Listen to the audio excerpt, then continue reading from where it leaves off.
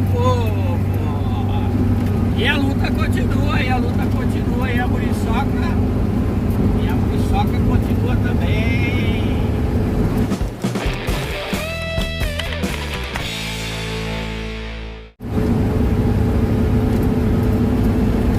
Gente, teve pessoal perguntando e nós já respondemos se a muriçoca tá boa. Já respondemos. Já respondemos. Ah, tá. Tem gente perguntando se a muriçoca tá boa. Só vamos dizer que ela tá boa, viu? Bem boa. Tá? Então vamos correndo. E tá tão boazinha que ela não fala mal de ninguém, né? Tá tão boa que ela não fala mal de ninguém. Ela tá no lugar dela. Passando por Camaquã, Rio Grande do Sul.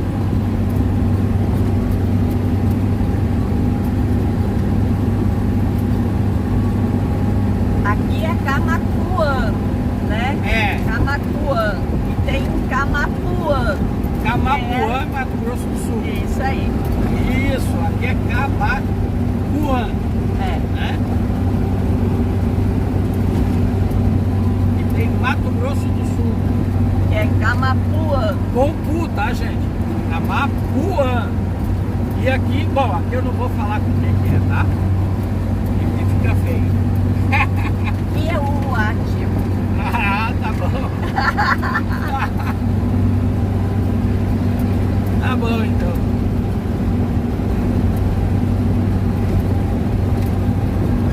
Beleza, gente? Pessoal, eu tinha dito que eu ia contar a história da gente, a minha história na Ilha da Pintada, aqui no Rio Grande do Sul, ali próximo a Porto Alegre, né?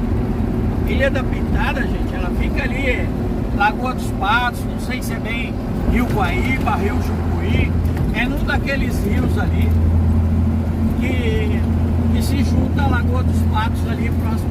Lagoa dos Patos, na verdade, ela começa praticamente ali perto do Guaíba, aquela região, né? Mas, na época que eu estava na Marinha, gente, na Marinha, eu servia numa embarcação. Essa embarcação se chamava Corveta Baiana. Corveta Baiana. Se tiver uma foto aí, eu vou mostrar uma foto aí de uma corveta. Pode ser que não seja baiana, tá? Mas, então eu trabalhava num navio desse daí. A Corveta Baiana, gente, nada mais é do que um navio... Ó, Camaquã. Camaquã. Que o ar, né? A corveta nada mais é do que Um navio que pode ser usado para reboque, para salvamento, e um navio de apoio praticamente, tá? A Corveta Baiana. uma das entradas da cidade. Então, na época que eu servia nesse navio, eu praticamente morava dentro do navio, né, gente?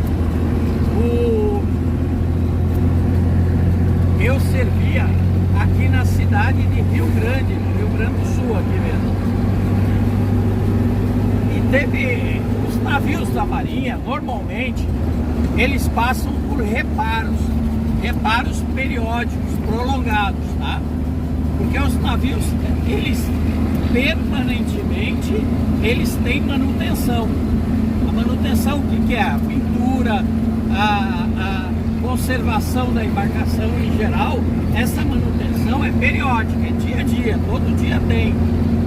Como diz, todo dia nós temos que bater ferrugem. E é bater ferrugem mesmo, no bom vocabulário, né? Porque uma embarcação direta no mar, direta no oceano, então a probabilidade da ferrugem é bastante. Então a gente tem que achar os pontos de ferrugem e tá eliminando com frequência. Mas periodicamente tem uma como é que eu vou dizer, uma reforma, né? Acabei de falar há pouco o termo, né? Um reparo que é mais prolongado, né? Esses reparos normalmente são feitos em estaleiros. Por quê, gente? Porque normalmente, dependendo do tipo de reparo, tem que tirar o navio de dentro d'água, tá? Tirar o navio de dentro d'água. Tirar o navio de dentro d'água, para quê? Porque quando o navio fica muito tempo dentro d'água, ele vai juntando craca no casco. O que é craca, gente? Craca são mariscos, são ostras, são materiais são crustáceos, são materiais incrustantes, vão grudando ao casco do navio, né? E dependendo do tempo, se não fizer essa manutenção, não tirar essas incrustações que ficam no casco, o navio vai aumentando o seu consumo de combustível e vai ficando cada vez mais lento. Por quê? Porque o casco não está liso, o casco está cheio de craca, aí ele se torna mais pesado para ele se movimentar na água, ele não desliza com facilidade. Isso aumenta não só o consumo de combustível, como diminui a rentabilidade do navio, né? Diminui a velocidade do navio. Aqui outra entrada de Camaquã. Isso. E nós vamos sentido Pelotas, Rio Grande. Beleza, gente? Então, periodicamente, tem que fazer um reparo mais prolongado. E uma das vezes que nós viemos fazer reparo foi justamente aqui na Ilha da Pintada, né? Na Ilha da Pintada tinha acho que deve ter ainda, quer dizer, não sei, talvez ainda tenha um estaleiro, né? Na época o nome era Estaleiro Só, S-O, Estaleiro Só, tá? De sozinho. E sozinho, que acho que só tinha ele mesmo, né? Então o nome era Estaleiro Só, se eu não me engano. E o nosso navio saiu lá de Rio Grande e veio viajando pela Lagoa dos Patos. E Rio Grande é o final da Lagoa dos Patos, ou o início, primeiro, né? Que é onde a Lagoa dos Patos se encontra com o oceano. Então, a gente saiu lá de Rio Grande e veio até a Ilha da Pintada, onde a gente começou os nossos reparos. Só que é o seguinte, gente, na Ilha da Pintada, no Estaleiro Só, ele tem uma carreira. O que é carreira? Carreira que diz é um trilho que vai até o rio, até a lagoa, e eles colocam um berço e desce o berço. O berço é uma estrutura de madeira com as rodas, igual esse trilho de trem, né? Com as rodas de trem, que anda sobre esses trilhos, e essa estrutura de madeira vai lá para baixo, o navio vir apoiar em cima, e quando o navio apoiar nesse berço, aí, através do guincho, eles puxam o navio para fora da água, tá, gente? Para fora do rio. Mas, como esse estaleiro, aonde tem o berço, a profundidade é muito pequena e o nosso navio não conseguiria entrar no berço, tá? Então, eles teriam que fabricar pro navio uma estrutura para poder levantar o navio primeiro, para o navio poder entrar no berço. E como que seria feito essa estrutura, gente? Eles construíram 4 tonéis, 4 barris, né? 4 cilindros. Imagina você um tanque de combustível de posto de combustível. Lembra aqueles tanques que vai embaixo da terra? Não sei se alguém teve a possibilidade de ver um tanque desse por fora, em cima do caminhão sendo transportado. Então ele é cilíndrico e comprido. Então eles iam construir 4 cilindros desse comprido, que pegaria 2 em cada lado da embarcação. Esses cilindros teriam umas alças laterais, e nessas alças passaria uma cinta entre eles. Então 2 de um lado, um do outro, passaria a cinta de um para outro, né? E na frente a mesma coisa, 2 atrás e 2 à frente, formando 4. Então o que que aconteceria? Essa cinta iria passar por baixo do navio e prender no outro cilindro. Só que daí o que que eles faziam, gente? Eles pegavam esse cilindro, eles enchiam o cilindro de água, e daí esse tanque, né, cheio d'água, ele ia descer no fundo do rio, né? E daí lá os mergulhadores entrariam lá na posição que estava o navio, né? Aí os mergulhadores entrariam lá, colocariam as cintas nos 4 cilindros, juntando 2 e 2. Aí, quando tivesse tudo pronto, o navio estaria em cima e eles colocariam com compressor de ar, eles começariam a injetar ar dentro do cilindro para expulsar a água. E à medida que eles iam expulsando aquela água que estava dentro do cilindro, o cilindro ia se enchendo de ar, aí ele ia começar a flutuar. E esses tambores sem água dentro, cheio de ar, eles flutuariam. E nessa flutuabilidade, eles levantariam o navio um pouco mais para chegar à profundidade dele conseguir entrar no berço para poder tirar fora do rio. Entendeu, gente? Então nós ficamos lá praticamente 5 meses, eles fabricando esse cilindro. Foram 5 meses que eles ficaram fabricando esses cilindros, os 4 cilindros, para poder fazer o exercício.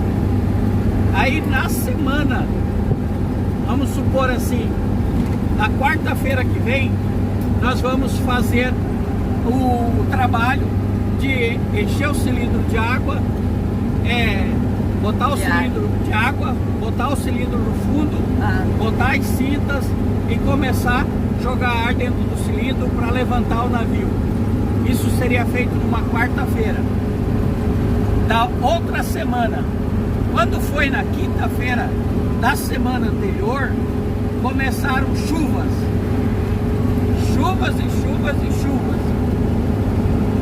Resumindo, gente, quando chegou na quarta-feira que a gente ia fazer esse tipo de serviço, o rio começou a alagar, começou a encher, começou a alagar até as vilas em volta. Como o rio cresceu demais a altitude dele, o navio saiu. Eles aproveitaram para descer o berço e o navio conseguiu subir no berço porque o rio estava muito alto o nível. Aí o navio conseguiu subir no berço e conseguiram tirar o navio para fora. Sem precisar dos flutuantes. Sem precisar dos flutuantes. Não precisou nem descer os flutuantes e a gente conseguiu fazer o serviço.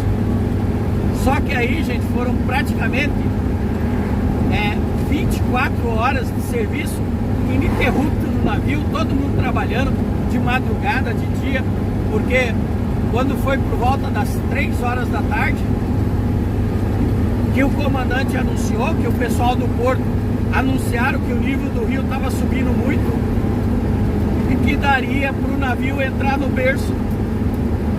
Então a gente ficou desde as 3 horas da tarde de terça-feira, tá? Passamos a madrugada.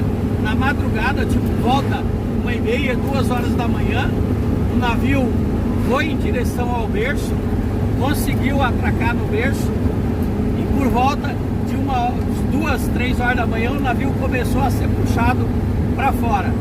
E eu sei que justamente às 4 horas da tarde de quarta-feira que a gente conseguiu estar com o navio todo fora, todo calçado, né, gente? Porque daí ele tem que ficar calçado, ficar estaiado para ele não cair para um lado, não cair para o outro, todo protegido. Então, veja bem, gente, um trabalho de quase 6 meses que foi para fazer toda aquela ferramenta, aquele material, no fim não houve necessidade, porque de última hora teve uma enchente muito grande. Para você ter uma ideia, o estaleiro alagou, muitas casas ali em volta ao rio ficaram submersas naquela época. Foi uma enchente muito grande que teve na Ilha da Pintada. Foi um negócio assim extraordinário para nós e complicado para os moradores, né? Essa história você ainda não tinha contado, você tinha contado do reparo. Entendeu, gente? Então foi um negócio muito interessante que aconteceu no nosso navio, um negócio que deu um trabalho e um dia de frio, gente.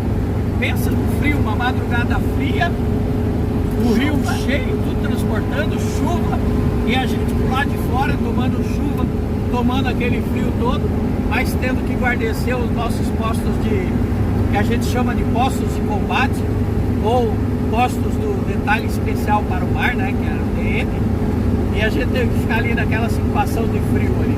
Mas foi um caso muito interessante, uma coisa muito interessante, e isso aconteceu com o marinheiro da estrada. Então, mais uma história do marinheiro, mas veja bem, tá, gente? História com H, tá? Grande abraço a todos, fiquem com Deus e que Deus os acompanhe.